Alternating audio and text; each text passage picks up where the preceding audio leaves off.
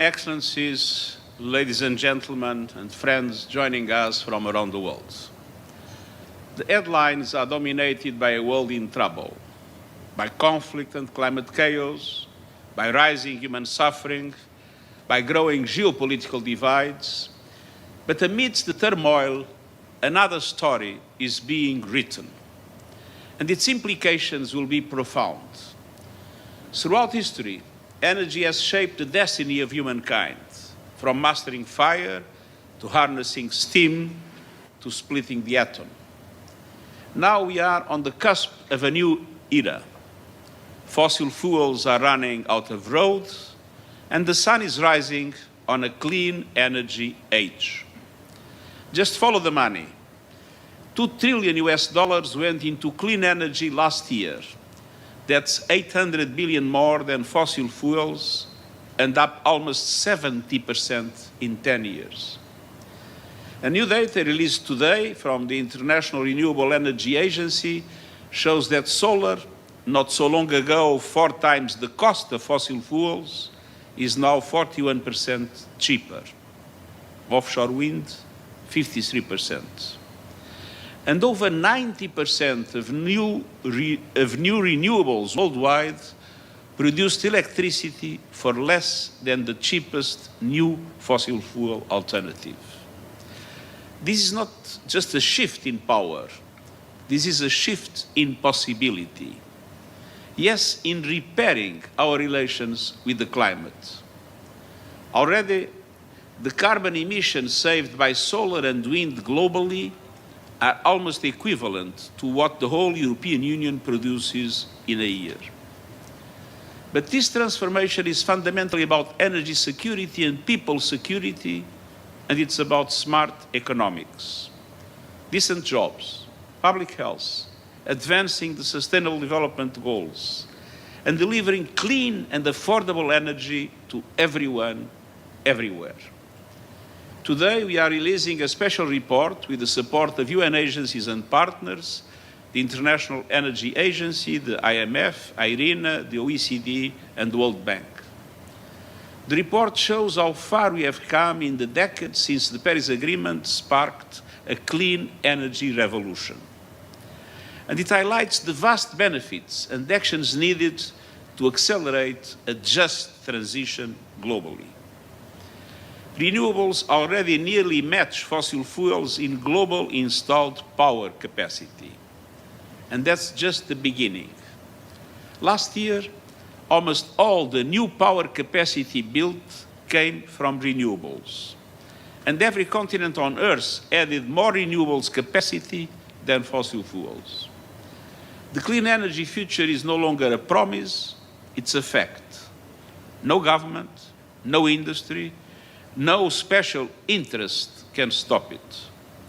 Of course, the fossil fuel lobby of some fossil fuel companies will try, and we know the lengths to which they will go. But I have never been more confident that they will fail because we have passed the point of no return. For 3 powerful reasons. First, market economics. For decades, emissions and economic growth rose together, no more. In many advanced economies, emissions have peaked, but growth continues. In 2023 alone, clean energy sectors drove 10% of global GDP growth. In India, 5%. The United States, 6%. China, a leader in the energy transition, 20%. And in the European Union, nearly 33%. And clean energy sector jobs now outnumber fossil fuel jobs, employing almost 35 million people worldwide. Even Texas, the heart of the American fossil fuel industry, now leads the US in renewables. Why? Because it makes economic sense. And yet, fossil fuels still enjoy a 9-to-1 advantage in consumption subsidies globally, a clear market distortion.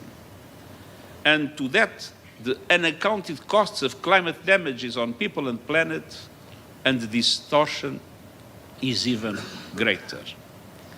Countries that cling to fossil fuels are not protecting their economies, they are sabotaging them, driving up costs, undermining competitiveness, locking in stranded assets, and missing the greatest economic opportunity of the 21st century. Excellencies, dear friends. Second, renewables are here to stay because they are the foundation of energy security and sovereignty. Let's be clear, the greatest threat to energy security today is in fossil fuels. They leave economies and people at the mercy of price shocks, supply disruptions, and geopolitical turmoil. Just look at Russia's invasion of Ukraine. A war in Europe led to a global energy crisis. Oil and gas prices soared, electricity and food bills followed. In 2022, every household around the world saw energy costs jump 20%. Modern and competitive economies need stable, affordable energy, and renewables offer both. There are no price spikes for sunlight and no embargoes on wind. Renewables can put power, literally and figuratively, in the hands of people and governments. And almost every nation has enough sun, wind, or water to become energy self-sufficient. Renewables mean real energy security, real energy sovereignty, and real freedom from fossil fuel volatility. Dear friends, the third and final reason why there is no going back on renewables is the access. You can't build a coal plant in someone's backyard, but you can deliver solar panels to the most remote villages on Earth. Solar and wind can be deployed faster, cheaper, and more flexibly than fossil fuels ever could. And while nuclear will be part of the global energy mix, it can never fill the access gaps. All of this is a game changer for the hundreds of millions of people still living without electricity, most of them in Africa, a continent bursting with renewable potential.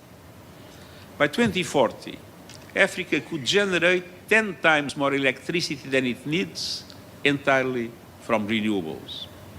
And we are already seeing small-scale and off-grid renewable technologies lighting homes and powering schools and businesses in remote areas. And in places like Pakistan, for example, people power is fueling a solar surge. Consumers are driving the clean energy boom. Excellencies, dear friends, the energy transition is unstoppable, but transition is not yet fast enough or fair enough. OECD countries and China account for 80% of renewable power capacity installed worldwide. Brazil and India make up nearly 10%, Africa just 1.5%.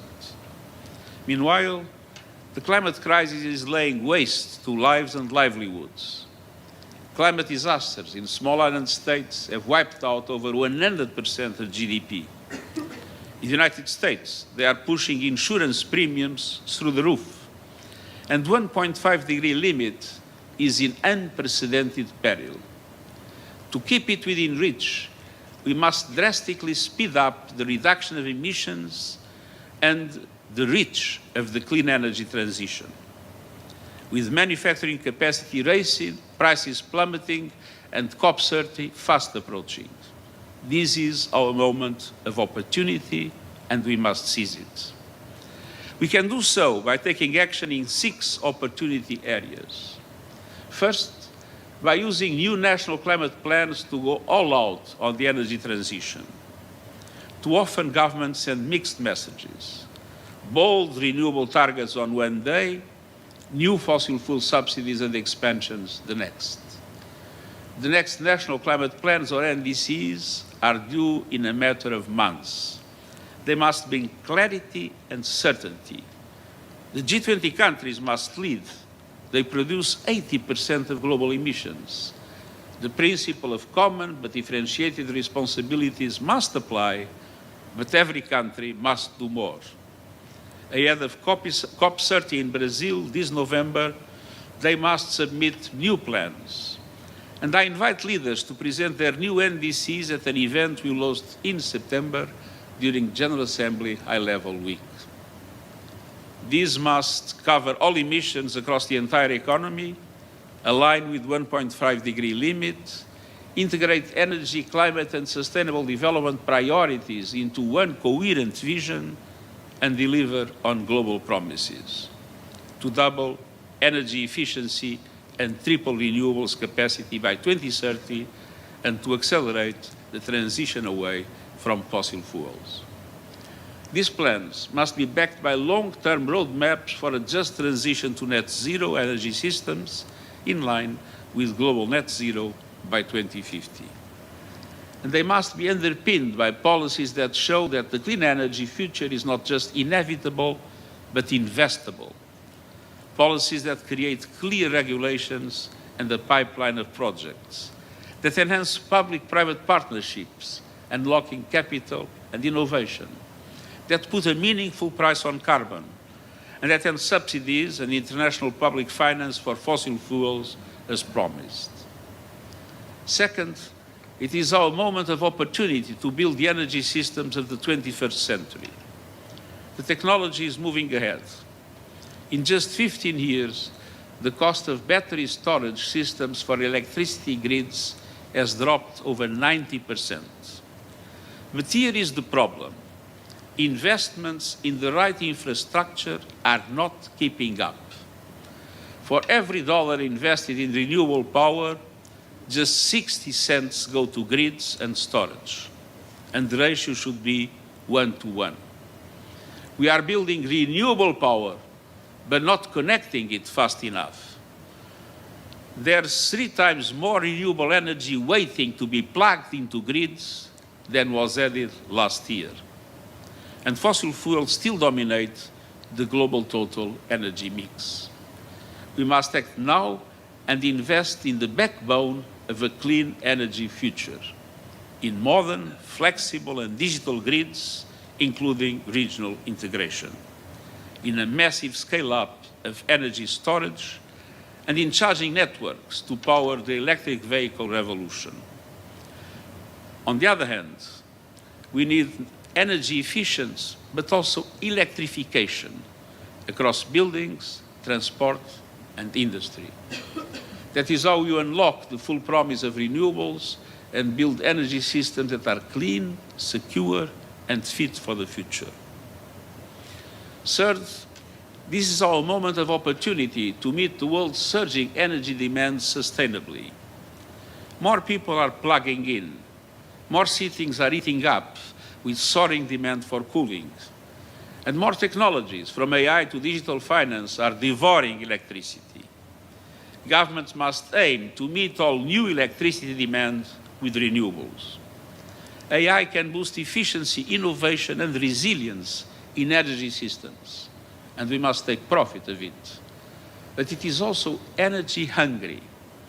A typical artificial intelligence data center eats up as much electricity as 100,000 homes, and the largest ones will soon use 20 times that. By 2030, data centers could consume as much electricity as all of Japan does today. This is not sustainable unless we make it so. And the technology sector must be out front. Today, I call on every major tech firm to power all data centers with 100% renewables by 2030. And along with other industry, they must use water sustainably in cooling systems. The future is being built in the cloud. It must be powered by the sun, the wind, and the promise of a better world. Excellencies, dear friends, first, this is the moment of opportunity for a just energy transition. The clean energy that we must deliver must also deliver equity, dignity, and opportunity for all. That means governments leading a just transition with support, education, and training for fossil fuel workers, young people, women, indigenous peoples and others, so that they can thrive in the new energy economy. With stronger social protection, so no one is left behind. And with international cooperation to help low-income countries that are highly dependent on fossil fuels and struggling to make the shift. But justice doesn't stop here. The critical minerals that power the clean energy revolution are often found in countries that have long been exploited. And today we see history repeating. Communities mistreated, rights trampled, environments trashed. Nations stuck at the bottom of value chains while others reap rewards. And the extractive models digging deeper holes of inequality and harm. This must end. Developing countries can play a major role in diversifying sources of supply. The UN panel on critical energy transition minerals has shown the way forward, with a past grounded in human rights, justice, and equity. Today I call on governments, businesses, and civil society to work with us to deliver its recommendations. Let's build a future that it is not only green, but just, not only fast, but fair, not only transformative, but inclusive. Fifth, we have a moment of opportunity to use trade and investment to supercharge the energy transition. Clean energy needs more than ambition. It needs access to technologies, materials, and manufacturing. But these are concentrated in just a few countries, and global trade is fragmenting. Trade policy must support climate policy. Countries committed to the new energy era must come together to ensure that trade and investment drive it forward.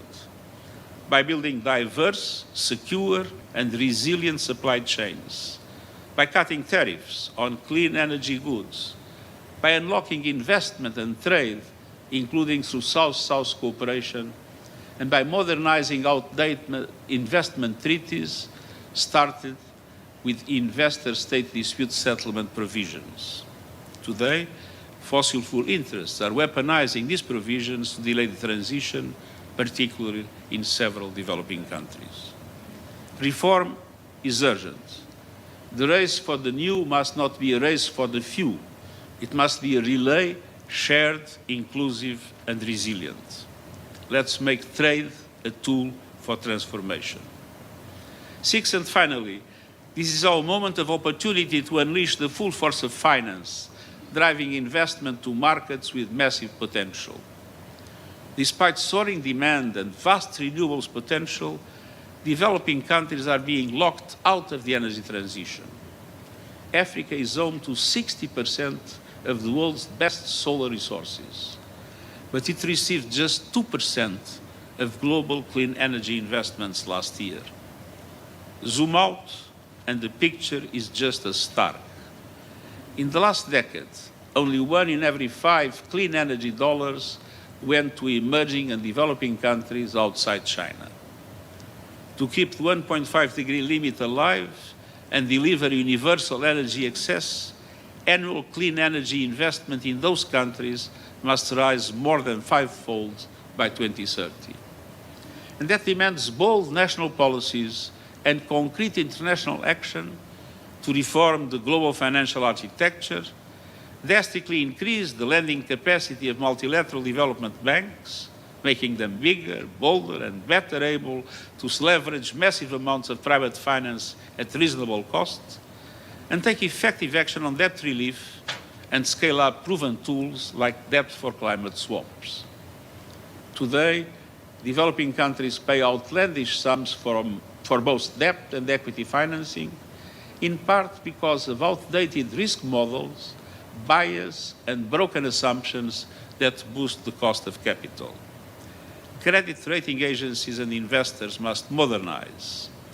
We need a new approach to risk that reflects the promise of clean energy, the rising cost of climate chaos, and the danger of stranded fossil fuel assets. I urge parties to unite to solve the complex challenges facing some developing countries in the energy transition, such as early retirement of coal plants. Excellencies, dear friends, The fossil fuel age is flailing and failing. We are in the dawn of a new energy era, an era where cheap, clean, abundant energy powers a world rich in economic opportunity, where nations have the security of energy autonomy and the gift of power is a gift for all.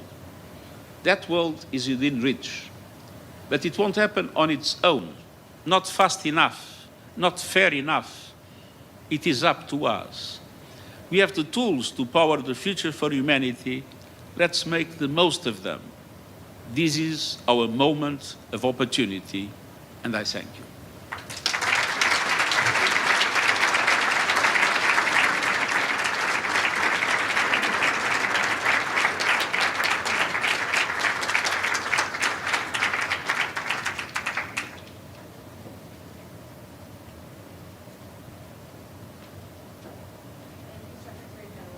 Powerful remarks.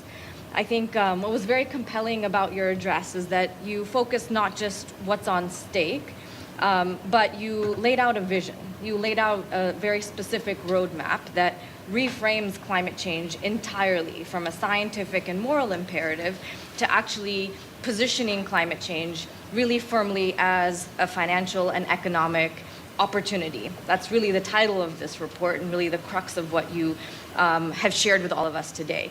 Now, what I'd like to have is a short dialogue with you to address some of the pressing concerns or some of the pending questions that may come to mind for some who have read this report. To start off, I'd really like to focus on this fundamental issue that you've raised, which is this reframing of climate change. You've really identified key levers of financial and economic opportunity, but that really comes at odds with the dominant narrative around climate change, which focuses on a conversation around sacrifice and cost. There's this perception that climate action is a net cost, that you have to give up something, that you have to give up the opportunity for growth. What would you say, how would you address or this shift in perception or the need to bridge the gap from the possibility of what we know is the opportunity and what people believe and what they think about climate action? Well, it is clear that we will need much more energy in the future.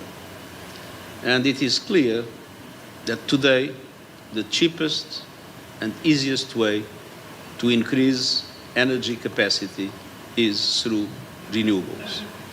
So the renewables are not a cost. They are the cheapest investment for what is needed in today's world. And on the other hand, I think it's important to move what is usually, and I myself probably sometimes fall in that trap, which is a description of the realities of climate change in the world, with all the terrible disasters that are happening, with emissions still growing, with devastating impacts in different areas of the world where human life is becoming more and more difficult. The small islands, desertic areas in Africa, the floods, the heat waves, I mean, the glaciers melting, the rising sea level. And it's important to say that all this is true. We are in a very dramatic situation. We are at risk of losing the possibility to keep the rising temperature limit at 1.5 degrees. But now we have the tools and the instruments to do what is needed to stop this evolution. The problem is that we have science on our side, we have the economics on our side, but we do not yet have political will everywhere on our side. Yeah. So it's possible for us to hold space for both of those truths, that we are running out of time, that there is this severe urgency, but we now, more than ever before, have the tools, resources, technologies at our disposal to address it within a reasonable time frame, within the next 5 or 10 years. The other reaction that we may get to this report is that we are in a moment of significant geopolitical challenges. whether it's human rights violations, conflicts, wars around the world, economic challenges. Some may question, why did you use this platform and this stage to focus on climate, focus on this topic, as opposed to other ones that may feel more immediate or urgent? Well, let's be clear. This is the right moment for a new offensive in bringing to the global public opinion the climate issues. And for two reasons. Governments are now taking the decisions that are essential for the presentation of adequate national climate plans, the so-called NDCs, in September. So this is the moment to put on the table very strongly everywhere in the world and to mobilize public opinions to put pressure on governments in order to make sure that those NDCs have the right measures and have the right impulse in the energy transition. Second reason is that we are launching the COP, and I have the enormous pleasure to have the president of the COP here. And so this is the moment to accelerate the global discussion that is needed in order to make the COP a success. But on the other hand, let's be clear. Of course, I mean, I will be speaking about Gaza in a few minutes in the Security Council. I mean, we all are aware of the dramatic problems that we are witnessing in the world. On the other hand, the media is many times concentrated in the fireworks of politics. So it's sometimes difficult to bring these issues to the public opinion. But let's not forget that climate change is an existential question.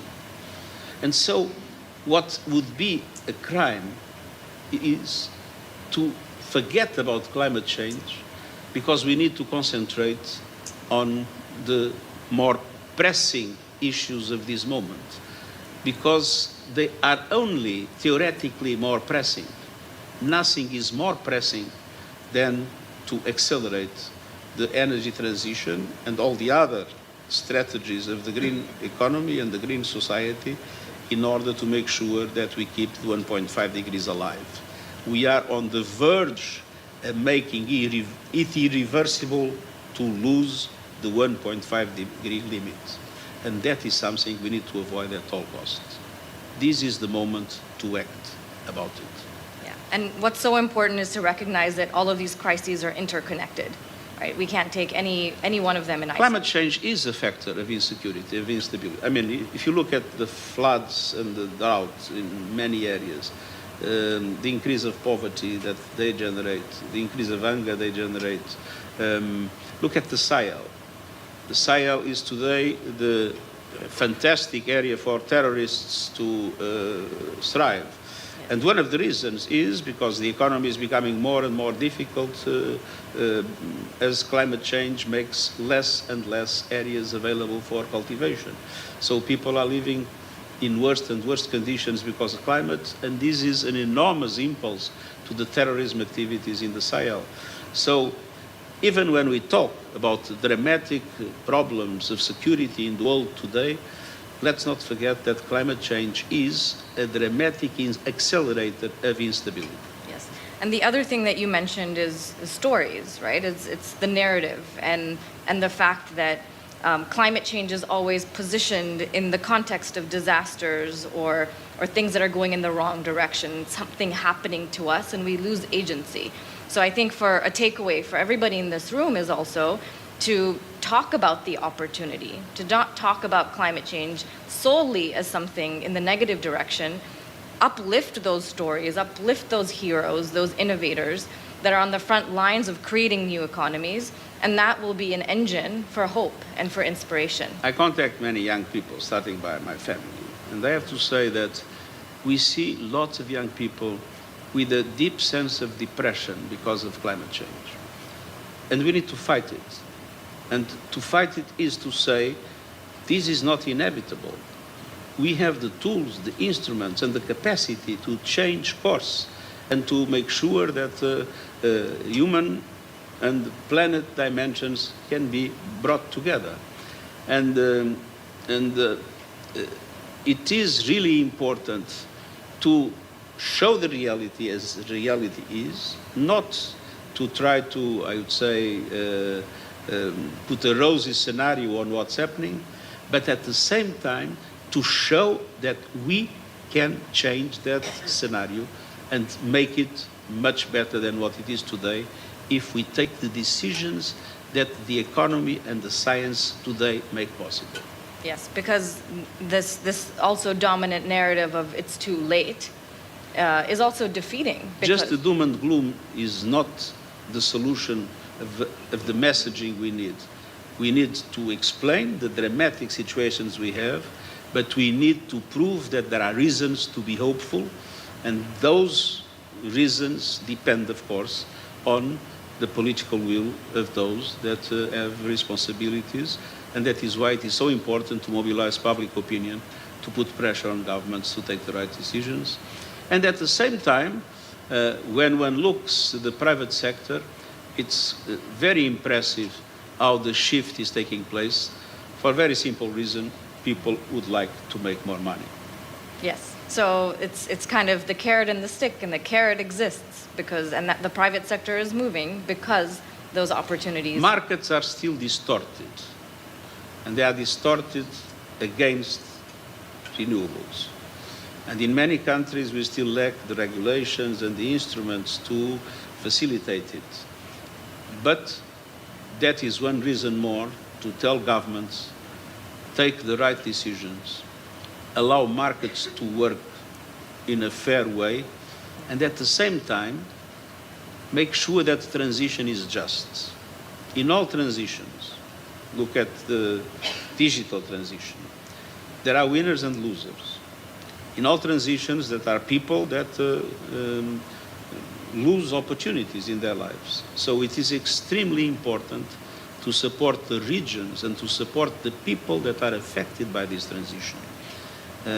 I remember closing, when I was Prime Minister, the last coal plant, coal mine in my country. And there was a program that was established of investments in that area, of training, of increased social protection. I think when one sees sectors that will tend to reduce and sectors that are going up, we need to make sure that we care about the people that is affected by this transition. Yes, and people and regions. Absolutely. Such an important message, because now is the opportune moment between where we are today and COP30. If we deliver this message at COP30, it's too late, because now is the opportunity to action on all of this information and be able to see if we can have some sort of collective movement towards more ambition, more action, and addressing it in a way that is responsive to the justice needs and the ways in which you can bring people along this transition. I would like to now conclude with a question from one of our viewers in a live event in Africa. One of our Global Africa Model UN Agency members from South Africa, his name is Zahir Soliman. He asked a question which you alluded to, so I'd love to carry forward that theme, which is many young people feel overwhelmed by the threat of climate change and fear it may already be too late. As the UN Secretary General, what gives you hope that our generation still has a fighting chance to change the future? What is your final message for young people? I think it's true that my generation has largely failed. We came too late in relation to what would be necessary. But fortunately, things have evolved very quickly from the point of view of science and from the point of view of the economy. So even if we neglected, we didn't take profit of our chances in my generation, I think that the instruments are now created in order to allow for that just transition to take place. And I trust that the new generations will accelerate and consolidate a new way for human beings to live in harmony with nature. Yeah. What a wonderful note to conclude this event on. Thank you for your leadership. Thank you for convening us on the occasion of the launch of this report. I hope all of you are able to take parts of it into your own work and find opportunities for collaboration. Thank you. Thank you very much. Thank you very much.